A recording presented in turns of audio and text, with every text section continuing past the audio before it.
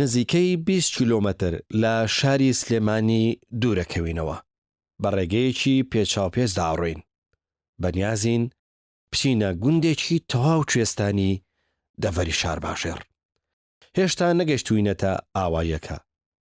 بەفری ڕامەڕاوی قەراغ شەقامەکە زۆر دڵخۆشمانەکات. پێشتر بەم ڕێگەیە داهاتبووین. ئەو کات ڕێگەیەکی خۆڵینی پڕ لە چاڵ و چۆڵ بوو. ئێستا کە جادەکەمان بینی وەک ڕەشماری پێچ خواردوو بوو، گوتمانە الحەمدولێللا شکر جادەکان بۆ قرتاو کراوە.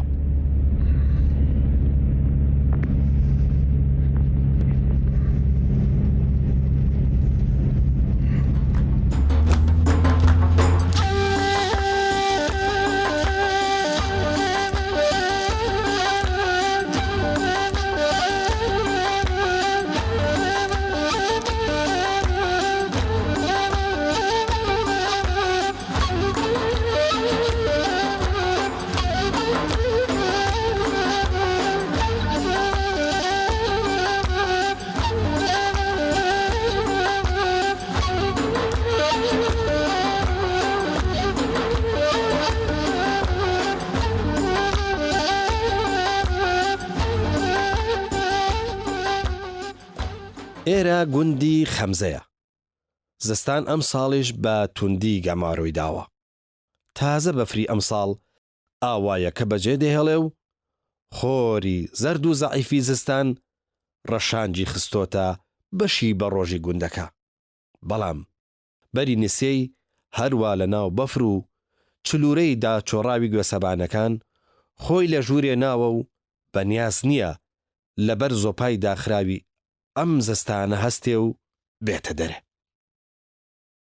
خەمزە لە ناو بەفری ئەم چلێ زستانەدا خۆی بەر خۆری ئەم ڕۆژە هەسا و ئاسمانە بێهەورە ئەدا وەک جلێکی تازە شۆرا و لەبەر ئەو گەرمێدا خۆیاڵەخا، چونکە شەوگاری درێژی ئەم زستانە کەسیرەی کردووە و دەیەوێ هەندێک لەو سەرمایی لە گیان دەرچێ. وەڵی ئێستا خەریکە شکر لەو شتە ساڵی دەرەچینم ئەم بەفرە ئەم یەک دوو بەفرە تاسیری زۆر بۆم جارە. بەس ئەگەر تۆ باسی ساڵەکانی بە تایبەتی من کەوەی کە زۆر بەبیرمێ تقریبەن لە 66 ئەوانە و 68 ئەوانەی زستانی ئێرەم بیردێ.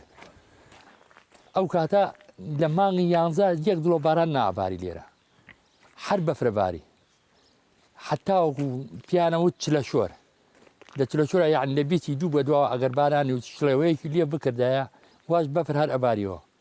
باوەڕتان ببێ بە تایبەتی 72 82 84 92 خۆم 92 ئەلم خانۆیا بووم کەەوە بڵین زۆر دەمێکیش نییە.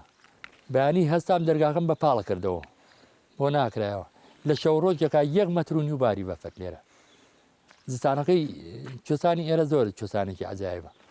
ئێستا بەنیسبەت ئەم ساڵە ئەم بەفرە بەو شوێنە پێنجێن نەباری کە پێنجێن لەم ساڵانەی پێشوە 27 دەرەجە ژێر سفر بوو. ئێستا ئەم مامۆستای پێنجێنە تەلەفۆنی کرد ئەو ڕۆژە بەفر لێرە ئاباری ئەیگۆڵا لێرە بەفر ناباری. ئێستا ئەم چۆندانە هەمووی ئاوەخەر نایبووە بە سەهۆڵ.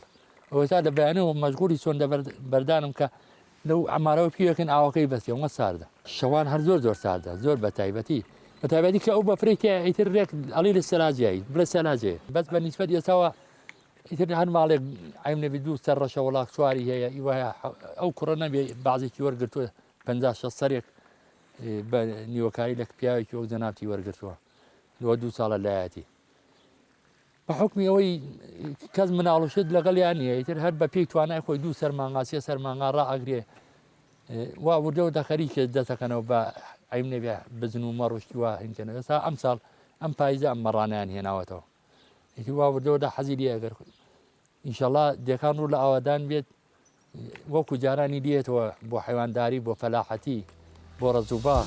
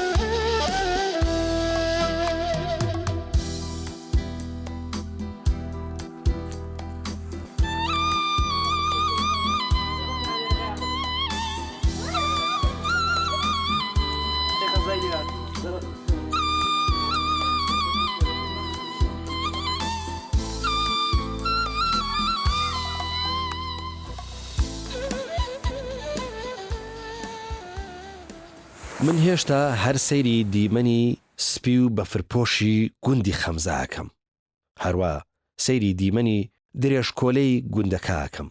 خۆ دەزانم قەدیم گوندەکە ئاوا پەرش و بڵاو نەبوو، بەڵکو هەمویان لە پاڵ یەک و نزیک لە دەنگ و هەرا و زەنای یەکتری ژیاون.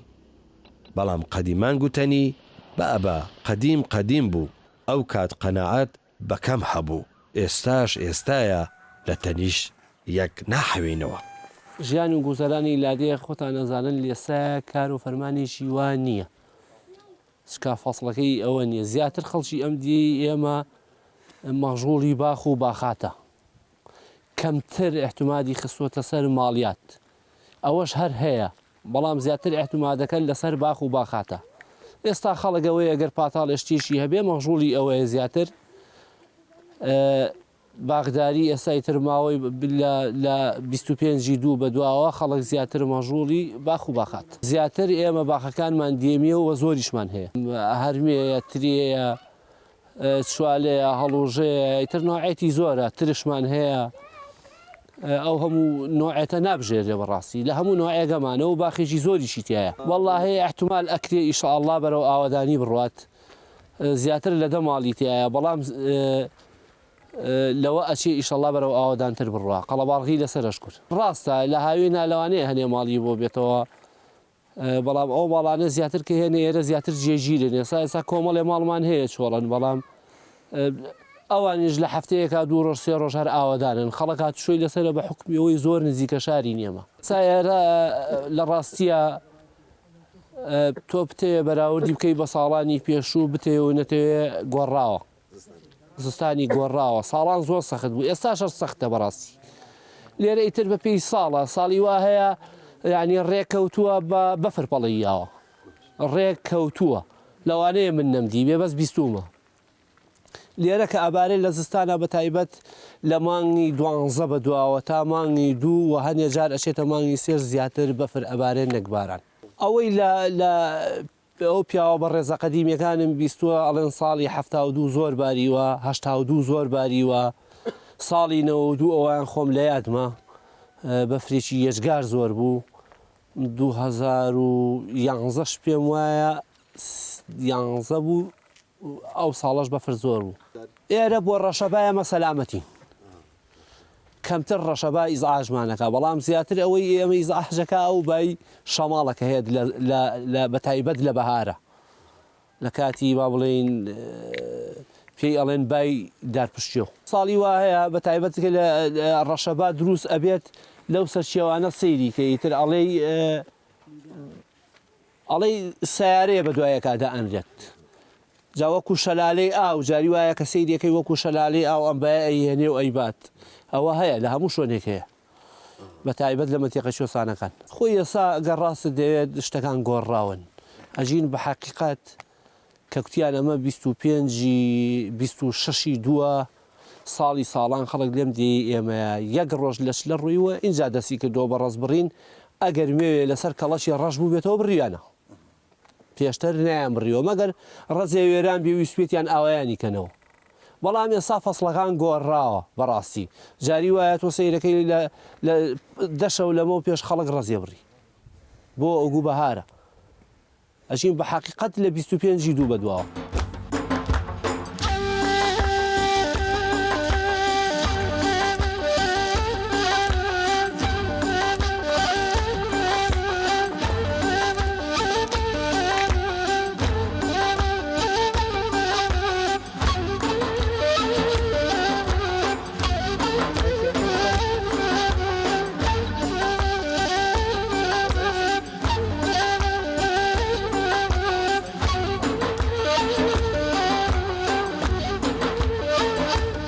چیاوچۆڵەی دەیبینی وا مەڕوانە ئێستا بەفر سپی پۆشی کردووە.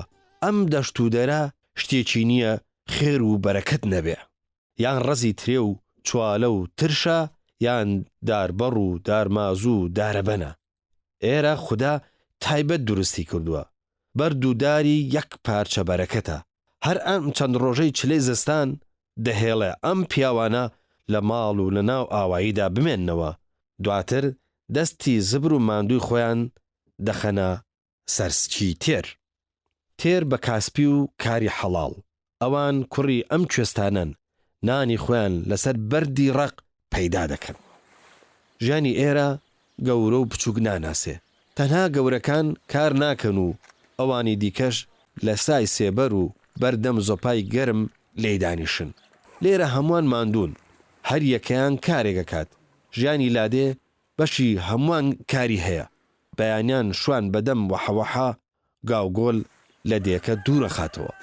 خاتوونەکان سەرگەرمی ئاغەڵ پاکردنەوەن، پیاوەکان دەبێ لە بیری هێنانی بارەدارا بن. تەنانەت خوێندنیش لێرە بۆ بە کارێکی زەحمەت دەبێت ڕۆژانە لە گوندەکەوە بە ماشێن بێنە ناو شار و ئێوارانیش بگەڕێنەوە. منەوە گەنجێکی خەمزە بە زۆری بە خوێندنەوە مەشغوڵم، هاتوچۆی سلێمانیەکەین بۆ خوێندن 5-6 گەنجین. ئەگەر مەکتەبیش نەبێت بخۆمان بە ئیشی ناودێکەوە خەریکەکەین، یارمەتی باوکموانین، خەریکی حیوانارین و ئەمانە. لێرەکانە تا پۆلی نوێی بنەڕەتی تایە، ئیتر ئەبێ بۆ خوێندنی دواناوەندی بچینە شار بۆ مەکتەبی ناوشار. ئەنجا لێرەکانە من خۆم مەسە لە پۆلی 12 هەنێکمانە لە پۆلی دەیە ئەچین بۆیەکانە و ئاوە بەسارەی دەبڵەکسلات شۆکەین، چۆکم ئێرە ڕێی قەمەرۆشتی نییە. کاتی وایە سارەکەمان دەرناچێت، ئەبێ زنجیری و بەستین کێشەمان بۆ دروستە بێت. بۆ ئێمە ئاسانیە، چۆکەم خۆتان کاتون دیوتانە لە سەر و ئەژنەوەیە بەفرەکەی ڕێ بۆ هاتوچۆکردن بۆ ئێمە قورسە زیاترێ بەسارەی دەوڵەکسلات چۆ بکەین. ئیتر خۆشبەختانە بەهۆی موختاری گوندەکەمان و ڕێەکەمان بۆ پاکرێتەوە هاتوچۆکردمان بۆ ئاسانە بێداوە. وەڵا لەخوای گەورە بەزیابێت بە کەمی خەریکی حیوانارین، بە زۆری خەریکی ڕزوباخین، یارمەتی باوکم و مام و ئەوانین. ئیتر تا وەختی ڕزبڕین بنێت، ئیتر لە وەختی ڕزبرینشکەنەوە ئیتر مانگ هاوین دەست پێکات، وەختی دارەبەند بەسن بنێشکردن خەریکی ئەوان نابین. لێرەکانە لە 26 دووەیتە وردە دەست پێکات ڕزبڕین، ئێمە هەر بە مقەزەی بڕین. ئیتر کە تاوبووین لە ڕزبڕین ئەنجاگانە توڵ و شەقەیە سووتێنین و کوێگەینەوە. مانگی شەش کە ئێمە دەسەکەین تقریبەن لە دەی 6 دەسەکەین بە دارەبەند بەسن. ئێمە سەرەتا ئاچین قوڕەکەی گڵەکایەنین ئەیبێژینەوە، ئەنجا ئەیگرینەوە تقریبەن مانگێک 20 شەو خەریکی دارەبەند بەس نەبین. دوای ئەوە 10 ڕۆژێک 15 ڕۆژێک دوای ئەوە چین لەلەکەیەکەین، دوو لە لەیەکەینەوە، دارەکە برینارەکەینەوە، بۆی بنێشەکەی برینەکەی تازاکەینەوە، بۆی بنێژ دابەتە کۆچەڵەکەەوە. ئیتر دوا 10 شەو 12 شەو دوا ئەوەش تقریبەن کاکاتە کاتی گەلاوێش کە گەلاوێژەکەوێ ئەنجا وەختی هەڵگرتنەوەی بنێشەکەیە. وەڵای ئەبێ کاتێک بچیکە فێنک بێت، بنێشەکە ها گەرم نەبوو بێت. بۆ نمونە لە بەیانیان سەعات 5ەوە ئەچین بۆ دارەبەن هەڵگرتنەوە بنێشەکە هەڵەگرینەوە، ئەو کاتە بنێشەکە خۆش دێ بەدەستەوە، بەستێتی ئاواشلەکەی دەنشی پێوە نامێنی هەموو دێت هەڵەگریتەوە. ئێوارانی لە سەعات 4 کە فێنشی کرد ئەتوانی بچیت. ئێستا کاتیەوەیە بەڕێکەین بەرەو مەکتەب، دەوری سەعات 12ە، هەموو ڕۆژە لێرە دەوری سەعات 12 چارێک بەڕێ ئەەکەین بۆ مەکتەب.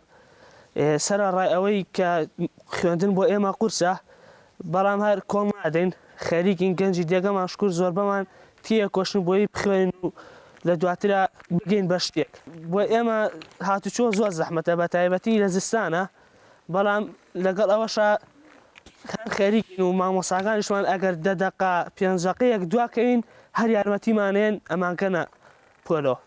وەڵای ئێمە بە زۆری هەموو ئیشەکەین، جارێ ئەگەر مەکتەب نەبێت بۆ نمونە لە بەهاران یان لە سەرەتای پاییزە مانگینەوە کە مەکتەب دەست پێکە، ئەگەر مەکتەب نەبێت ڕۆژێک عوتڵە بێت ئەچین بەلای ڕزبڕینەوە، بە زستانیش بە زۆری دارەهێنین، بەهارانیش هەر خەریکە ڕزبڕین و دەرمانکردن و شوانی و ئێستا بارەدار زەحمەت دەکرێتەوە بە تەورەتە ڕاست، بەس ئێستا چونکە بەرەو پێشچوونێکی زۆری بینیەوە، مشار هاتووە، شاری کارەبایی، ئێستا بۆ بە زۆری خەڵک واچێت تەورەتە ڕاست خەڵک زۆر بەکاری نایەنێت. لە مانگی 5 کە مەکتەب تەواوە بێ وازێنین، لە سەرەتای 26 بۆ تقریبان 15 دەسەکەین بە دارەبەند بەسن. من خودی خۆم هەموو ساڵێکە و ئیشاکەم لەگەڵ مامەکان و ئامۆزایەکمە، ئیتر ئەو ئیشەش شکور باشی دێزانین. وەڵای بە زۆری ئەو شوێنانەی کە دارەبەنی هەیە تاڵایە، کانیسەیی، ئیمامباپیر، کاژاوان، گەوەڕا کە پێشەوەن قەبری گەوەڕا، بە ڕۆژمانەیە نزیکی 100 بار قوڕی لێ بەسە. شوێنیشمانەیە قایمەزە کە ڕێژەیەکی زۆر کەمی هەیە ئەبێ گڵەسپی بێت خۆ گڵە سووریش بە کەڵێکیە بەس زۆر لە دوایە بۆ ئەو زەلامەیە کە هەڵێک دێتەوە بنەشەکە زۆر ناڕەحەتە بەس گڵەسپی زۆر بەیسەحەت کە ئاوا 50 قی بە کۆچگەکە هەموو بنەشەکەیەتە دەرەوە.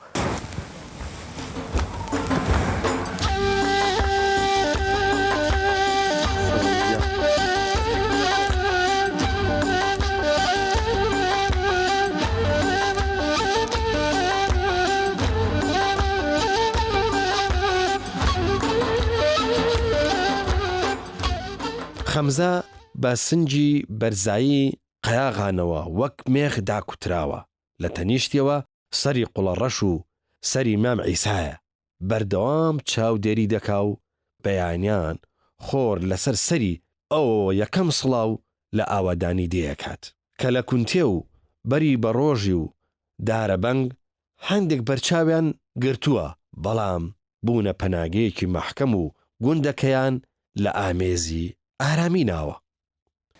طبعاً بەڕاستی مزگەوتەکان پێگەیەکی تایبەتی خۆیانیان هەیە. مزگەوتەکان ئەو شوێن و جێگایان کە جێگای برایەتی، محەبەت، کەسایەتی، خزمایەتی، ئەو جێگایە کە پڕیەتی لە ئاشتەوایی، ئەو جێگایە کە پڕیەتی لە سۆز و میهرەبانی یەکتر ناسین، ئەو جێگایە کە ڕاوێژی لێوە دەرئەچێ، پرسی لێوە دەرئەچێ، ئەو شوێن و جێگایە کە بەڕاستی ڕۆڵەکانی ئێمە پێ ئەگەیەنێت، ڕۆڵەکانی ئێمە ئایندیان ئاوەدان ئەکاتەوە، ئەو شوێن و جێگایە جگەل لە ئەو هەمولانی ئیجتیماعی و کۆمەڵایەتی کەوا لە مزگەوت تا بەرهەم ئەهێنرێ و فراهەم ئەکرێت خزمەتێکی زۆر گەورە و گرانبەهای تیا ئەکرێت لە مزگەوت و ماڵی خوای پەروەردگارە. ئێمە وەکو گوندی خەمزە سوپاس بۆ خوای پەروەردگار لە گوندی خەمزەیە لە دێر زەمانە و لە قەدیمەوە خاوەنی مزگەوت بوون، خاوەنی حوجرە بوون، خاوەنی مامۆستای ئاینی بوون. لە قەدیمەوە گوندی خەمزەیەکێک بۆ لەو گوندانەی کە بەردەوام مامۆستای هەبووە، بەردەوام مامۆستای هەبووە، دەرزی تا خوێنراوە، حوجرەی هەبووە. طبعاً ئەوەی کە لەوانەیە ڕەنگ بێشار لەگەڵ دێهاتە لە وتارە لە هەنێ بابەت و مەسائیلە فەرق و جیاوازی هەیە. ئێستا بۆ نمونە تۆ لە شارە زیاتر قسە لەسەر بازار و دوکان و دوکانداری لەسەر کۆمەڵێ مەسائیل کە پەیوەستە بە بژێوی ژیانی خەڵقەکەیەوە، بەڵام لە دێهاتەکانە هەنێ مەسائیل هەیە وەکو ئاژەڵداری، وەکو باغداری، ڕەزداری، وەکو مەسەلەی کشت و کاڵ، ئەمانە زۆر زەرورە و پێویستە کە مامۆستاکان قسەی لەسەر بکەن لەسەر ئەم بابەتانە. الحەمدولیلا سوپاس بۆ خوای پەروەردگار ئێمە وەکو گوندی خەمزە بە نسبەتی ئەوەی کە 8 ماڵین تقریباً 8 ماڵین، بەڵام سوپاس بۆ خوای پەروەردگار جومعان زۆر قەرەباڵغین زۆر بە نسبەتی ئەوەی کە خەمزە لەلایەنی جوگرافیاوە سنوورێکی زۆری هەیە.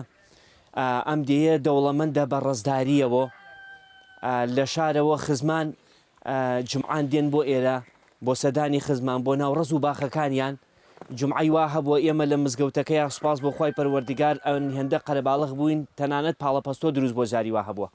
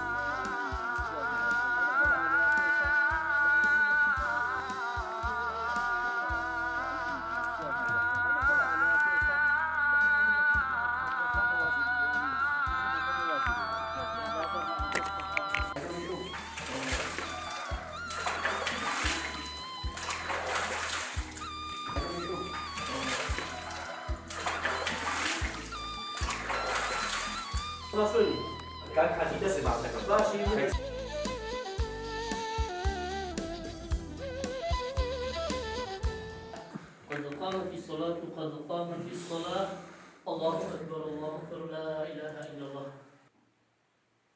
الله أكبر.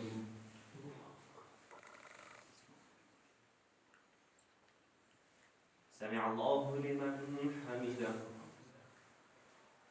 الله أكبر.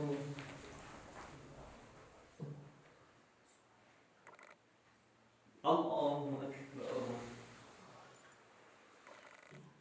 الله أكبر. الله أكبر.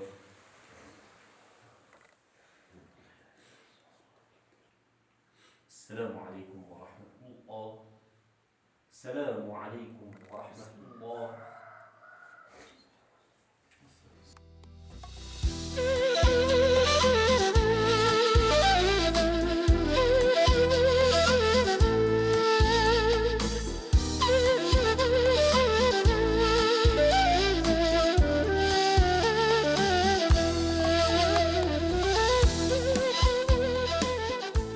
کە ڕۆژی کورتی زستان لەسەری قەیاغانەوە خەبەری عەسری ئەو ڕۆژەی دەهێنا و زۆری نەبابوو بە دیوی ئەو دوودا گلۆر بێتەوە و ئیدی ئاوایی بخاتەوە ناو کەشی ساردی ئێوارە. کاک ئەحمەد دەستی بۆ چاوی کرد بۆ سەیوان و ئەو دەشت و دەرەی دەپشکنی. بەوە دازانیمان ئەوە دوانیگای سەر سینەی بە ڤەرگرتووی سەری عیسایە ئاخۆ چێ لەم بەرەو ئێوارەیەدا دەگەڕێتەوە ناو ئاوایی.